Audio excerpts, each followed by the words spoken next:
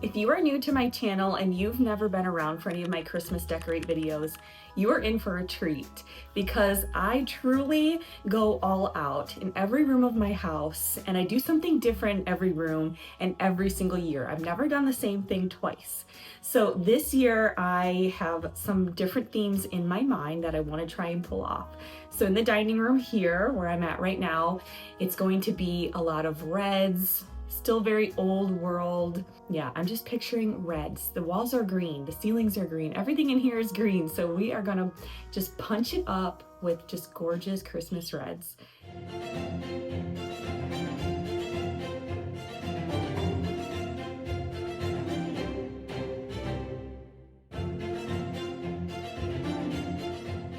So here is the big reveal for the main statement here in the dining room. I've got two absolutely amazing red spruce slims by Balsam Hill. They're both 9 foot tall. I probably could have done 7.5, but I'm a go big or go home kind of gal, so we did the 9.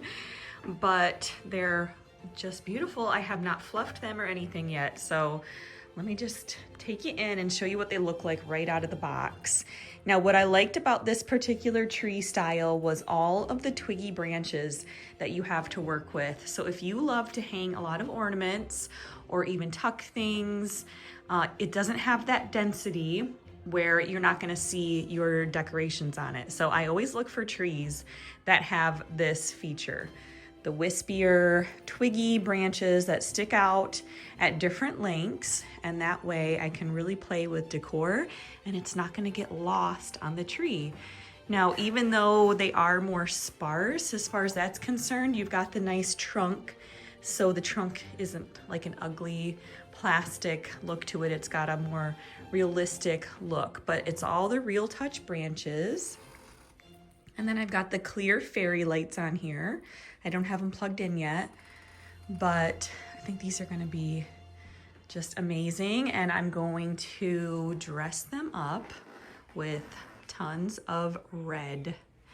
All red in here. Since this room is green, we're just gonna do a red and green old world looking Christmas in here. I'm so excited. I hope you keep watching to see how I transform these beautiful Balsam Hill trees. So we're gonna keep going. Balsam Hill sent a few more things that I'm excited to show you that we're going to put up in my Christmas decor this year.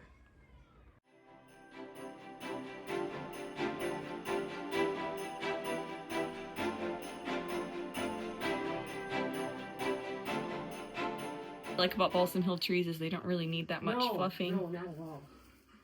No, just this part. They're kind of like ready to go almost when you get them out of the thing, which to me, the fluffing is the absolute worst part. So yes, if I can avoid. That's why you got cheap labor for it.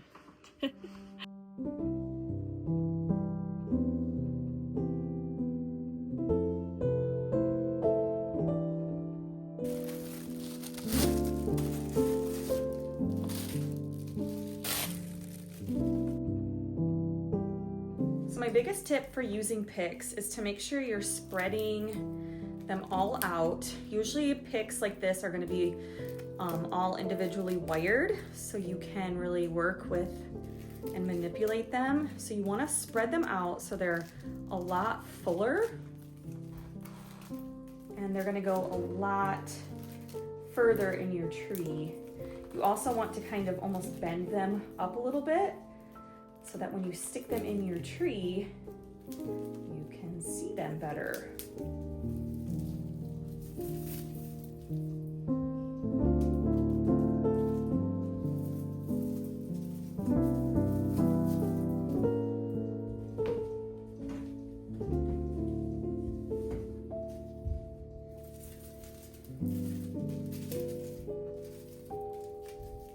So I'm shaping the branches so that they kind of are cascading around the tree and going in a diagonal all the way around and down. So we're just gonna focus all of our berries and our ornaments all in that cluster on a diagonal all around the tree. So for a huge tree like this, and you don't want to spend days and days decorating it, that's a good option to think about doing something like that. All right, we have those berry picks all done on the left tree. I'll probably tweak them a little bit more, but as you can see, they're just kind of cascading down on an angle. All right, we're gonna keep going and do this tree now.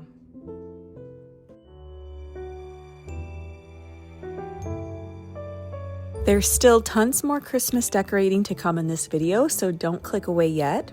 And do me a favor, give this video a thumbs up for me. I always appreciate your participation in that. And if you are enjoying this type of content, then I invite you to explore my Christmas decorating playlists that I've created for you. I will have them linked down below so that you can find just what you're looking for. I have here a whole nother tote full of red berries that we're going to incorporate into the tree. And then once that is complete, we're going to move on to the mantle and add some more beautiful red berry touches to that. And then we're going to do a really beautiful old world, old-fashioned looking centerpiece on my table, as well as dress up my baker's rack here in the dining room.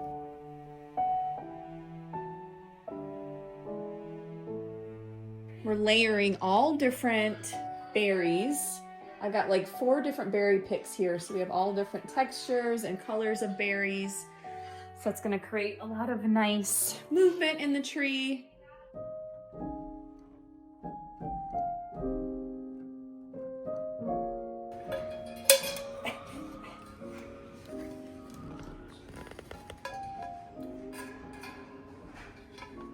Are you supposed to be smiling or anything? So,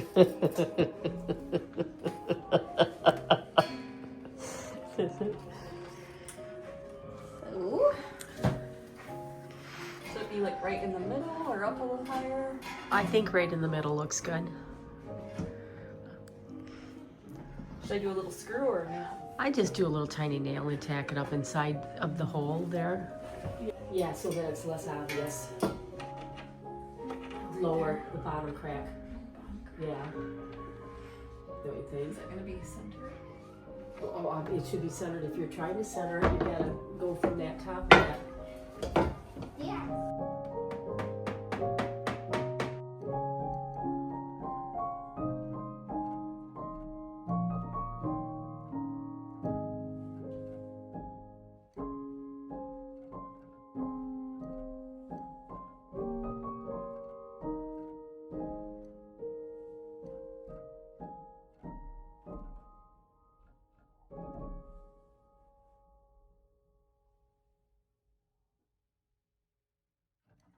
Okay, so this garland is gorgeous and it went up as quick as I could ever have hoped for. There's a battery pack in here that I need to get batteries for. I do wish I had a plug because I have a plug right here and that would be perfect. But I'll go grab batteries here in a minute. What I think we can do is add some picks in through here to create a little bit more fullness. I can feel there is somebody here, and he's watching over me tonight as he takes away my fears, lets me know there's a heaven up there. Yeah, he's reaching out his hand to me to wash away my tears. Oh, I know you and I praise you. Got my arms open for your love. Oh, I want to be near you. I hear angels from up above. They sing hallelujah. They sing hallelujah.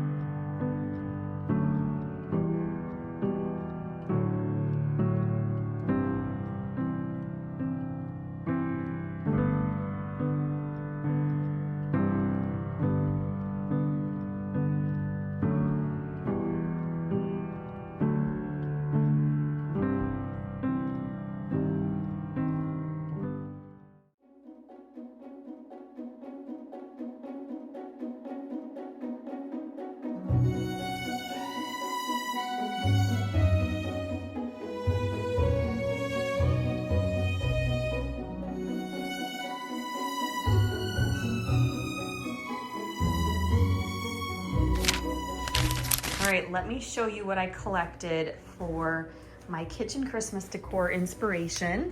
So in here, I think I'm just going to embrace it and really go for a Ralph Lauren Christmas.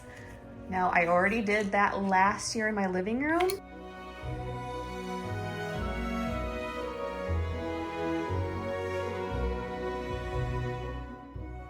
But it is trending this year, so I'm going to just go with it and do it in the kitchen this year. I've already pretty much got everything I need for it, plus some new things that I've recently thrifted that I will be showing you here in just a minute. So let's go through everything that I've curated here. So I have these equestrian prints. I've had these for a long time, and I think what I'm gonna do is make these into magnets and put these up on my fridge. So I've got 4 of those. I almost sold these. I have 4 of these in different sizes. I almost sold these in my little shop, and I'm glad I didn't because I want to use a lot of glass in here because I think the glass is very reminiscent of a Ralph Lauren Christmas. So we're gonna bring these out. Of course, these are all thrifted, and you know, I never see them anymore. So maybe they are harder to come across now. You'll have to let me know what your experience has been with these. We are going to use these very traditional mugs, and these were thrifted. They are vintage. So pretty. So I have 4 of these.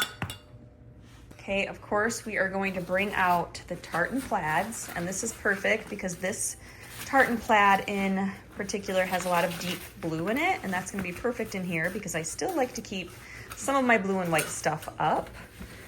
Although I do think I might take some of my copper stuff away. I've had it up for so long, and I really want to focus on the silvers and golds in here. So I've got a few bows that I made last year all ready to go. Okay, I have this cardinal print that I recently thrifted, and I think this is going to be so gorgeous above my stove. Let's hope. Oh, yep, it's going to hang perfect. So I'm excited for that. This is just absolutely perfect. I have some toile curtains that I may put over my dishwasher. We shall see. I wish I had some plaid, but I don't. But this might be a nicer complement to mixing patterns here. So maybe that'll work out better. I have this gorgeous silver vintage little 2-tier tray that I thrifted last year. And I think this is gonna be so pretty in here with all the silvers and the plaids. It's gonna look so elegant, very Ralph Lauren. So this is a new thrift store find that I found just a couple, maybe a few months ago now. But it's a vintage silver tray, and I think it's gorgeous. I shined it up, and I just could not love it more. So that's gonna be perfect in here. And then the last item here that I've been holding on to for a while is this silver plated urn that I got maybe last year with my mom antiquing. And I'm gonna shine this up, and we're gonna put this tree in it. So hopefully I can just put that on my counter, and that will be the big showstopper here. So I'm hoping this cleans up easy because it is huge, but I got this for $15. Can you believe that? What a score. I love this thing so much. It is gorgeous. Okay, so I'm going to use this. I'm going to use this Wright's Silver Cream. It's what I used on that silver tray, and it worked really well. So it says to use it in an inconspicuous spot first. where that would be. Maybe inside. Oh yeah. All right, let's just start. Oh, it's already looking better. Oh my goodness, this is gonna be amazing. There is just something so satisfying about polishing up silver. Oh my goodness. Look at the difference. This is gorgeous. I still can't believe I bought this for $15, honestly.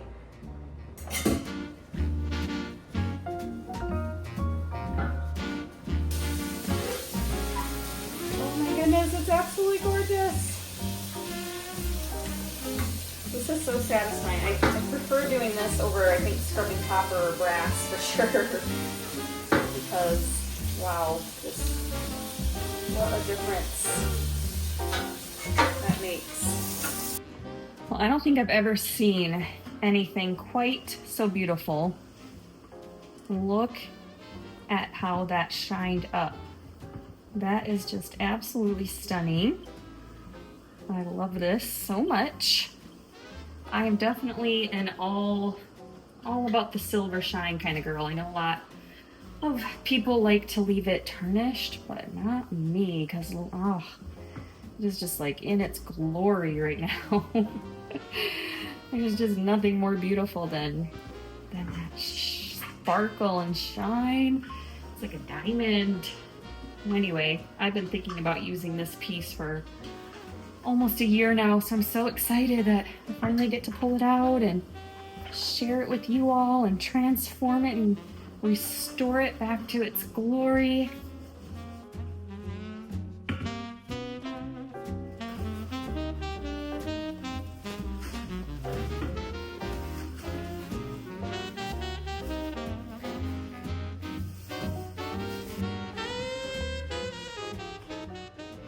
All right, so I've decided I'm going to do some surgery on this tree and remove some of the wire brush branches.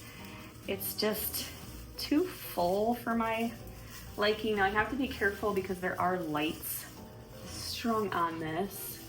But I think if I were to just thin it out a little bit, it's going to look better. It's just too bushy with all of these pieces on here. I just don't think it needs it.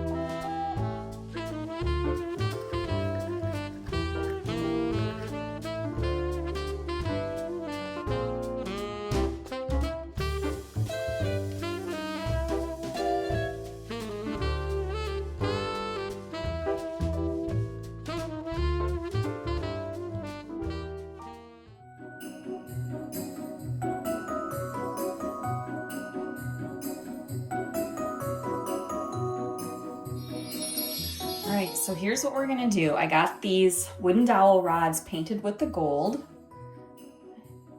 And I'm going to use these little cafe curtain rod brackets. And they slide right in there like that on either side. And believe it or not, but I'm just gonna use command strips to hang these up on my windows because I'm not sure how long I want to keep these up, and I try not to drill into our historic homes windows if I don't have to. So I know that this is going to be lightweight enough that this will hold up just fine, and I can use these to get a feel for if this is something that I want to keep or not. And if it is something I want to have up permanently, then I will just go ahead and put some little screws in there. But why not test it out first before you make a permanent decision?